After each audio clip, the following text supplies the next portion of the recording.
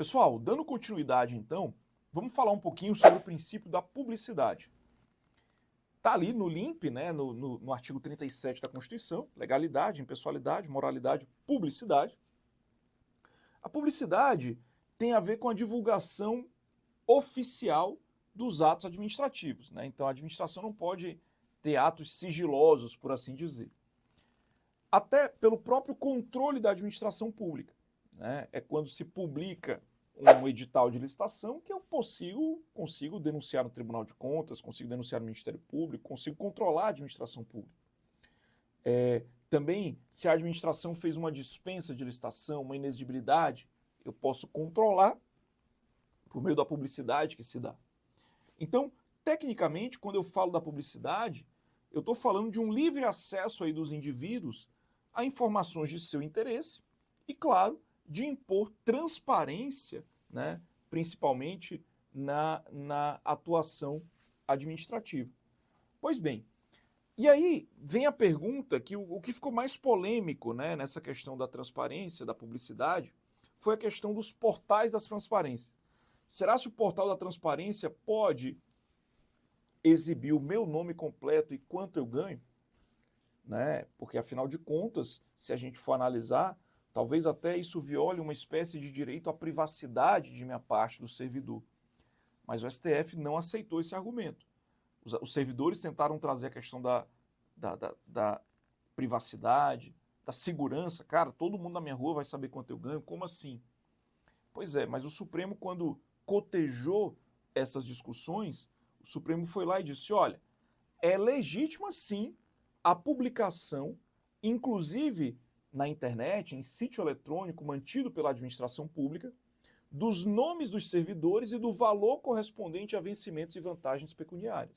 Ou seja, o Supremo disse que pode sim publicar, deve publicar, porque isso é uma forma de garantir aí a publicidade. E outra coisa, quando eu fiz o concurso público, eu já sabia que eu estava submetido à ideia da supremacia do interesse público. E veja que essa é uma forma de controlar o meu salário. Ou seja, é uma forma de se controlar o meu salário, inclusive, né? O meu salário é controlado, a minha atuação é controlada, porque você pode ver quanto eu ganho na internet. Imagina que de repente eu ganho 500 mil.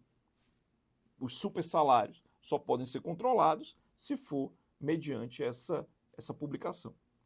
E aí é interessante que a própria Constituição vai trazer algumas exceções a essa publicidade. Por exemplo, a Constituição autoriza o sigilo de informações tidas aí como imprescindíveis à segurança da sociedade e do Estado.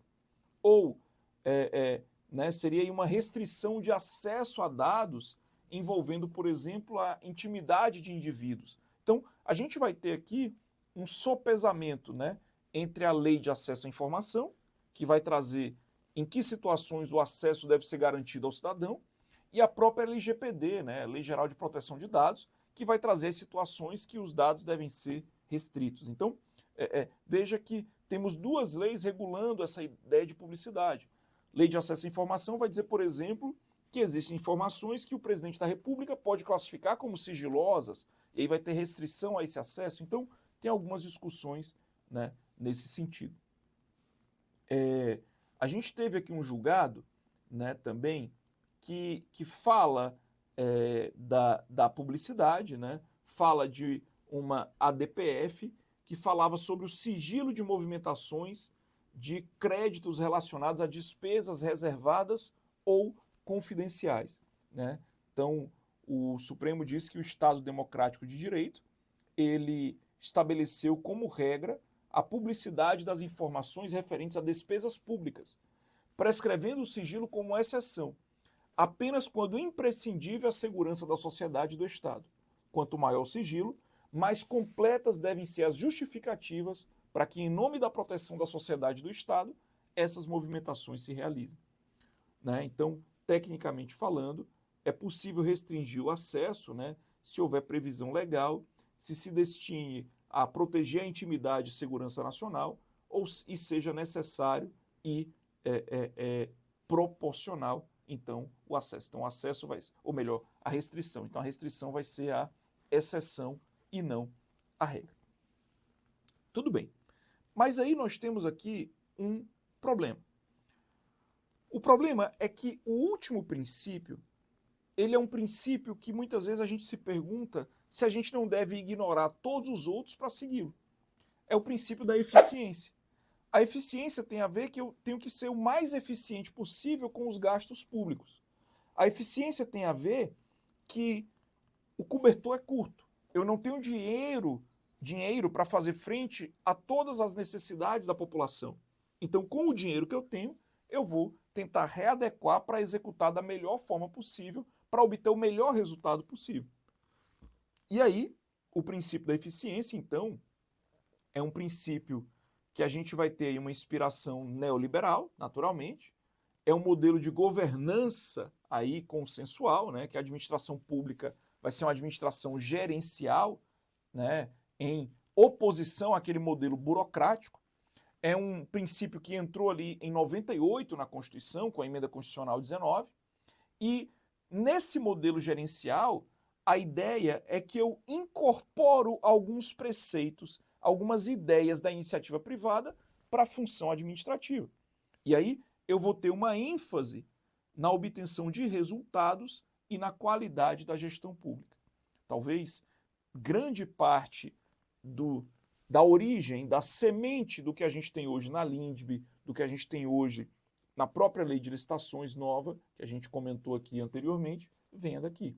Dessa ideia de trazer uma lógica, preceitos da iniciativa privada para dentro do poder público, numa ideia de administração pública gerencial, numa ideia de administração pública eficiente. Tudo bem. Mas eu diria que talvez dos principais princípios que a gente utiliza na prática, e aqui eu falo da nossa prática como advogado, são princípios que não estão na Constituição. Existem determinados princípios que estão espalhados pelas mais variadas leis. Alguns deles são gerais, é o caso da Lei 9784, outros são específicos. Então eu vou lá na Lei 8987, Lei das Concessões, eu tenho princípios específicos das concessões. Eu vou lá na Lei de Licitações, eu tenho princípios específicos das licitações. Então, vamos comentar cada um deles. Em geral, quando eu falo de princípios gerais, eu tenho a Lei 9784. Ela vai dizer no artigo 2º que a administração pública obedecerá, dentre outros, aos princípios da legalidade, finalidade, motivação, razoabilidade, proporcionalidade, moralidade, ampla defesa, contraditório, segurança jurídica, interesse público e eficiência. Então veja que ela já dá uma ampliada aqui nas reflexões do LIMP, para além do LIMP, para além da legalidade, impessoalidade, moralidade, publicidade e eficiência. Aqui eu já tenho, né, razoabilidade, proporcionalidade, segurança jurídica, enfim. Mas o que eu queria comentar aqui, que eu acho que você vai mais usar na sua prática, é a razoabilidade e a proporcionalidade. Me parece que é muito tranquilo a gente analisar um processo, né? Me parece que é muito tranquilo analisar um processo e, a partir da análise desse processo, ver que a administração agiu com ilegalidade. Muito fácil a gente entrar com ação, pedir para anular, a lei diz uma coisa, ele fez outra, né? Recentemente eu analisei um caso que era um edital de um concurso público que tinha uma exigência que a lei dizia o contrário. Ora, como é que a própria lei local diz uma coisa e o edital diz outra? Então, me parece que é muito fácil a gente analisar e perceber a ilegalidade. Agora, quando eu falo de razoabilidade e proporcionalidade, são aspectos aqui que a gente vai precisar analisar o caso concreto. Então, me parece que são aspectos que têm a ver com o meu sentimento. Ou seja, razoabilidade tem a ver com a razão. O que o homem médio, usando da sua razão, analisando aquele caso, poderia entender? O que é razoável se presumir? O que é razoável se concluir? Ao passo que a proporcionalidade tem a ver com uma ponderação entre a conduta e o resultado, entre os meios e os fins esperados, digamos assim. Então vamos lá, falando um pouquinho de proporcionalidade. De acordo com a lei, me parece que se a Anvisa, até com base no poder de polícia, encontrar carne estragada num restaurante, as penalidades possíveis são multa, apreensão da mercadoria, interdição do estabelecimento. É proporcional que se o freezer tem 10 mil quilos de carne e se encontra 1 quilo de carne estragada apenas, eu interditar o estabelecimento? Me parece que não. Então, veja que eu vou precisar analisar o caso concreto e tentar identificar questões de razoabilidade e proporcionalidade para, em cima disso, talvez conseguir aí até levar para o Tribunal de Contas, levar para o Judiciário essas questões. E aqui eu quero trazer para vocês alguns exemplos práticos que a gente já enfrentou. O primeiro deles, né, trazendo aqui para essa ideia de Tribunal de Contas, é que a gente recebeu aqui no escritório recentemente um caso que o prefeito teve na sua análise de contas, né, no Tribunal de Contas, foram ali aquelas contas anuais que o prefeito presta ao Tribunal de Contas. Ele teve vários pontos analisados pelo Tribunal de Contas, naturalmente, da sua gestão. E o Tribunal de Contas, quando trouxe alguns apontamentos. Por exemplo, um dos apontamentos foi a ausência do envio de informações legislativas do município para a base de dados do Tribunal de Contas dentro do prazo. Aí o Tribunal de Contas fez uma planilha mostrando que de, 200 leis novas no município, o município atrasou o envio de 5.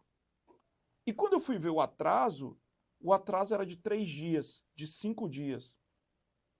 Tá, pera lá. Então, em 200 oportunidades, estou exagerando os números, tá? Em 200 oportunidades, os caras atrasaram 5 vezes. E quando eu fui ver o atraso do envio, a lei diz que em 10 dias o cara mandou em 12, mandou em 15. Pera lá. Com o tanto de obrigação que o prefeito tem, será se é razoável, será se é proporcional aplicar uma penalidade nesse prefeito por conta desse descumprimento mínimo?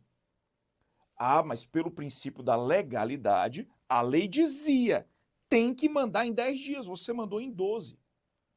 Tudo bem, mas está vendo que o argumento da razoabilidade e proporcionalidade cola aqui? Uma análise do tanto de obrigações que o prefeito tem, uma análise do tanto de coisas que ele fez. Você só me apontou isso, você vai aplicar uma penalidade? Me parece que não faz sentido. Ou um atraso no cadastro das licitações no sistema lá do Tribunal de Contas. Ou seja, é razoável, é proporcional?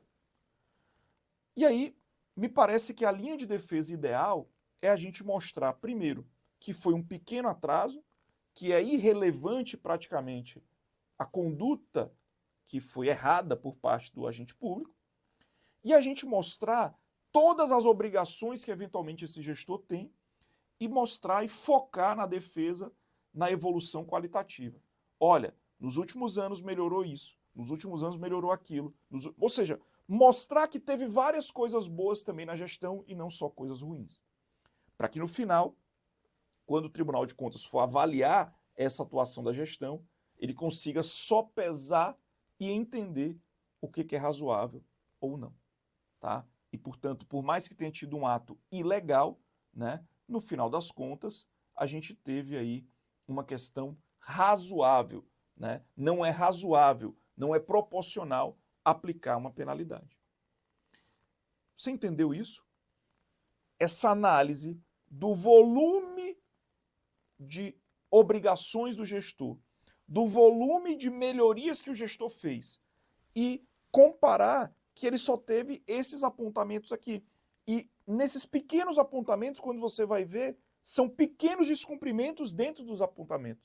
Ou seja, não é razoável. Ainda mais se a gente coloca no jogo, de novo, a ideia da LINDB.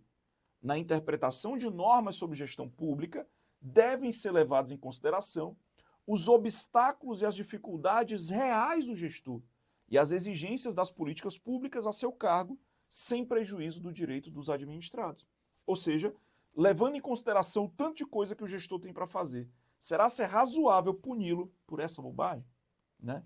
Também me parece que é um excelente argumento eu trazer aqui a LINDB, né, para o jogo. Tá, professor, mas os órgãos de controle são todos xiitas, não tem essa. Cumpriu, cumpriu, descumpriu, vai levar porrada.